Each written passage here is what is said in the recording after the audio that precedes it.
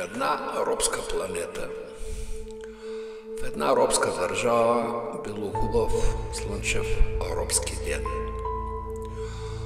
Точно в 10 часа се надигнал един силен, трептящ, напиращ и надигащ се робски вик. Много силен и много надигащ се. Олигарсите изпратили стражата да помири бунта, но този път силата на робите била толкова силна, че направила на бездел стражата с нейните всички пушки, картечници и водни пръскачки.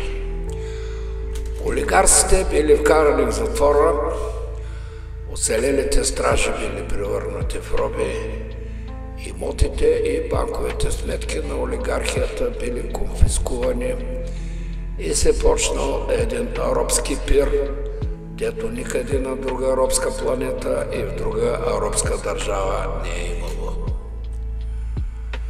Когато им поотминала болката в слепоочията, робите се поогледали и седнали да умуват, че то така държава без умуване не се управлява. Мислили и го измислили. Водачите на бунта станали олигарси, а тези, дето били по-яки и кадърни, взели пушките, картечниците и пръскачките. Та застанали на стража. А останалите, дето не знаели какво да правят, пак са се върнали към робския живот. Такива ми те работи.